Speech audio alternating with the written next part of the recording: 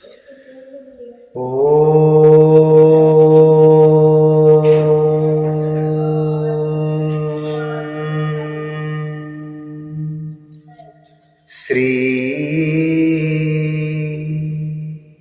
शांब शिवाय नमः।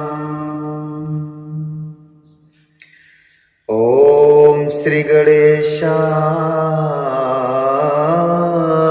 नमः। ओम श्री गणेशाय नमः। श्री शिवाय नमस्तुभ्यं। श्री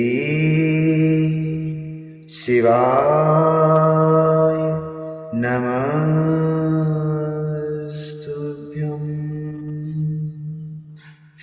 बोले शंकर भगवान की जय।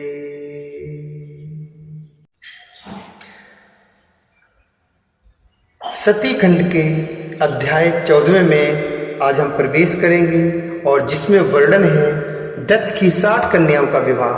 दक्ष के यहाँ देवी शिवा अर्थात सती का प्राकट्य, सती की बाल लीला का वर्णन। ब्रह्मा जी बोले, एत ईश्मन्नन्तरे देव मुनि लोक पितामह तत्रागमहं प्रीत्या ज्ञात्वा तच्चरितं द्रुतम्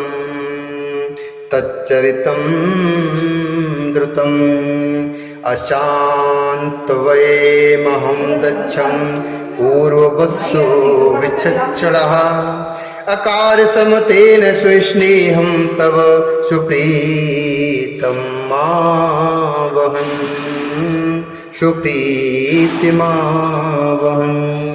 ब्रह्मा जी बोले, हे देव मुने, इसी समय में लोक पितामह ब्रह्मा भी इस शर्त को जानकर प्रीत पूर्वक शीघ्रता से वहां पहुंचा।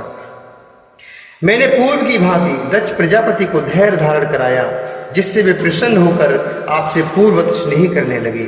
हे मुनिवर, मैं देवताओं के प्रिय अपने पुत्र आपको प्रेम पूर्वक बहुत धीरज देकर अपने साथ लेकर आश्रम को लौट आया। उसके बाद दक्ष प्रजापति ने मेरी आज्ञा से अपनी स्त्री में 60 सौभाग्यवती कन्याओं को उत्पन्न किया। दक्ष ने आलस्य रहित होकर उन कन्याओं का विवाह धर्मादिकों के साथ जिस प्रकार किया उसे प्रीत पूर्वक सुनिए। हे मुनीश्वर, मैं उसको कह रहा हूं। हे मुने, ददौ दशसुता दक्षो धर्माय विधवन्मुने त्रयोदशि कश्यपाय मुने तृणवेन्दवे।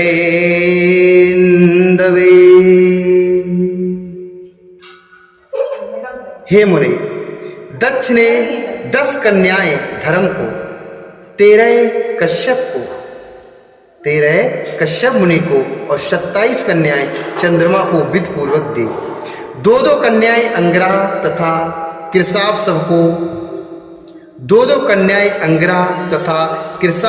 को और अन्य कन्याएं तार्क्ष्यों को दी, जिनकी प्रसूति परंपरा से यह समस्त जगत व्याप्त है। विस्तार के भय से मैं उनका वर्णन नहीं कर रहा। कुछ लोग शिवा को इन कन्याओं से ज्येष्ठ कहते हैं, कोई मध्यम कहते हैं और कोई सबसे छोटी मानते हैं, किंतु कल्प वेद से ये तीनों ही सही है। कन्या की उत्पत्ति के अनंतर पत्नी से दक्ष प्रजापति ने अत्यंत प्रेम से अपने मन में जगदम्बा का ध्यान किया। उन्होंने गदगद स्वर से प्रेम पूर्वक विनय युक्त होकर हाथ जोड़कर बार बार नमस्कार करके उनकी स्तुति की। तब वे देवी संतुष्ट होकर संतुष्टा शातदा देवी विचारं मनसीत चक्रीयवतारम वीरण्याम कुर्याम पड़वे पूर्तये चक्रीयवतारम वीरण्याम कुर्याम पड़वे पूर्तये तब वे देवी संतुष्ट होकर मन में विचार करने लगी कि मुझे अपनी प्रतिज्ञा को पूर्ण करने के लिए वीरणी में अवतार लेना चाहिए। इसके बाद उन जगदम्बा ने दक्ष के मन में निवास किया। हे मुनिषत्तम, उस समय वे अत्यंत शोभित होने लगे। उन्होंने उत्तम शुभ मुहूर्त में अपनी स्त्री में प्रसन्नता पूर्वक गर्भाधान किया। उन्होंने उत्तम शुभ मुहूर्त में अपनी स्त्री में प्रसन्नता पूर्वक गर्भाधान किया। तब वे दयामयी शिवा दक्ष पत्नी के हृदय में निवास करने लगे और दक्ष की स्त्री में गर्भ के समस्त लक्षण प्रकट होने लगे। हिता गर्भ में शिवा के निवास के प्रभाव से वे दक्ष पत्नी वीरणी महामंगल स्वरूपा और पहले की अपेक्षा अधिक प्रसन्नचित हो गई। उस समय दक्ष ने अपने कुल के संप्रदाय के अनुसार, वेद के अनुसार तथा अपने सम्मान के अनुरूप प्रसन्नता पूर्वक पुष्यवनादि सभी संस्कार किए। उन पुष्यवनादि कर्मों में महान उत्सव हुआ। दक्ष प्रजापति ने ब्राह्मणों को उस समय यथेष्ट धन प्रदान किया। उस समय विष्णु व सभी देवगण देवी को वीरणी के गर्भ में आई हुई जानकर प्रसन्न हो गए और वहां आकर उन सब ने लोक का उपकार करने वाली उन जगदम्बा को बार बार प्रणाम करके उनकी स्तुति की।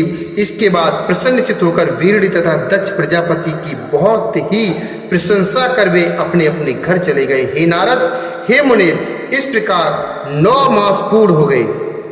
अर्थात इस प्रकार 9 मास पूर्ण हो जाने पर समस्त लौकिक क्रिया कर लेने के बाद जब 10वां मास पूर्ण हो गया, तब वे शिवा चंद्र ग्रह तारा आदि के अनुकूल होने पर शुकद मुहूर्त में शीघ्र ही माता के सामने प्रकट हो गई।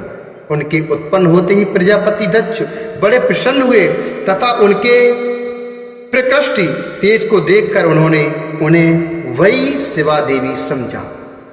उनके उत्पन्न होते ही प्रजापति दक्ष बड़े ही प्रसन्न हुए तथा उनके प्रकृष्ट तेज को देखकर उन्होंने उन्हें वही शिवा देवी समझा। हे मुनीश्वर, उन देवी के उत्पन्न होते ही उस समय आकाश से पुष्प वृष्टि अर्थात फूलों की वर्षा होने लगी। मेघों ने जल की वर्षा प्रारंभ कर दी और सभी दिशाएं शांत हो गईं। देवता आकाश में स्थित होकर उत्तम बाजे बजाने लगे और शांत अग्नियां प्रज्वलित हो उठी। इस प्रकार सभी दिशाओं में मंगल ही मंगल हो गया।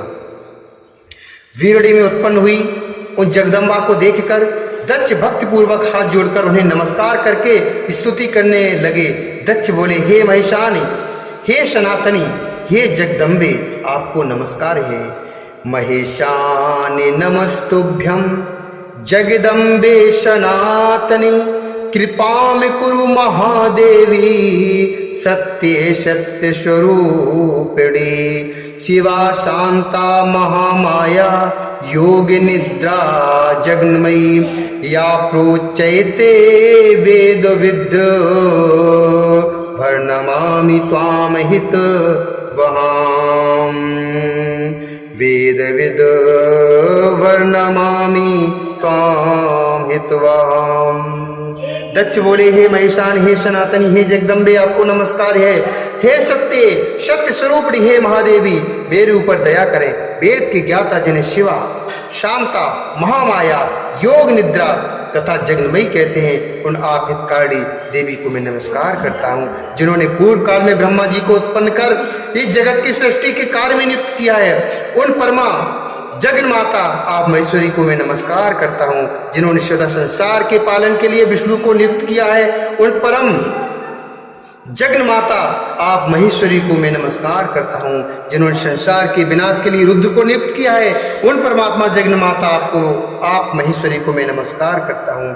सत्व रज तमो रूपों वाली, सर्वदा समस्त कार्यों को साधने वाली तथा तीनों देवताओं को उत्पन्न करने वाली उन आप शिवा देवी को मैं नमस्कार करता हूँ। हे देवी, जो आपकी विद्या अविद्या इन दोनों रूपों से स्मरण करता है, जो हे देवी जो आपको विद्या अविद्या इन दोनों रूपों से स्मरण करता है, उसके हाथ में भोग तथा मोक्ष दोनों स्थित हो जाते हैं। हे देवी, जो परम पावनी शिवा स्वरूपा आपका प्रत्यक्ष दर्शन करता है, जो परम पावनी शिवा स्वरूपा आपका प्रत्यक्ष दर्शन करता है उसे विद्या तथा अविद्या को प्रकाशित करने वाली मुक्ति अपने आप मिल जाती है। हे जगदम्बे, जो अंबिका, जगन्मयी एवं दुर्गा इन नामों से आप भवानी का स्तवन करते हैं, हे जगदम्बे, जो अंबिका, जगन्मयी एवं दुर्गा इन नामों से आप भवानी का स्तवन करते हैं, उनके सभी मनोरथ पूर्ण हो जाते हैं।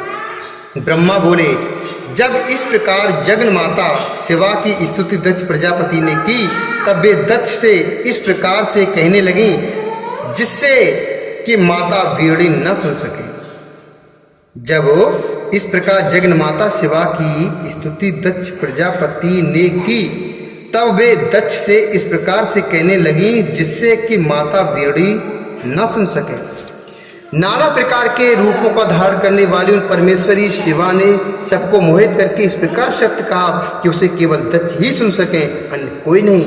देवी बोली, हे प्रजापते, अहमाराधिता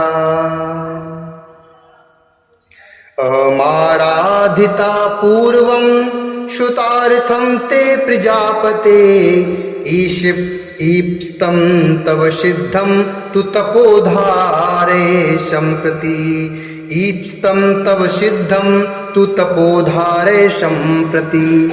देवी बोली, हे प्रजापति, आपने मुझे पुत्री रूप से प्राप्त करने हेतु पहले मेरी आराधना की थी, वह आपका अभीष्ट पूरा हुआ। अब आप पुनः तपस्या कीजिए। ब्रह्मा जी बोले, इस प्रकार दक्ष से कहकर वे देवी अपनी माया से शिशु रूप धारण करके माता के पास रोने लगी। उस रोदन को सुनकर और उसे स्त्री का शब्द जानकर स्त्रियां तथा समस्त दासियां भी आश्चर्यचकित हो प्रीतपूर्वक वहां गईं। अश्किनी की सुता के रूप को देखकर सभी स्त्रियां परम प्रसन्न हुईं। उस समय समस्त नगर निवासियों ने भी जय जयकार किया। नगर में गाने बजाने के साथ महान उत्सव होने लगे। पुत्री का सुंदर मुख देखकर अश्किनी तथा दक्ष परम प्रसन्न हुए।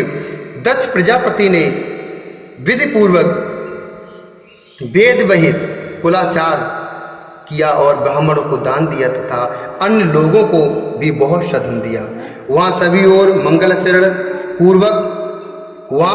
मंगलाचार पूर्वक गायन तथा नृत्य होने लगा और अनेक प्रकार के बाजे बजने लगे। शिवा के जन्म के समय विष्णुआ सभी देवगण अपने अपने अनुचरों तथा मुनियों के साथ आकर यथाविधि उनके उत्सव को देखने लगे, उनका उत्सव करने लगे।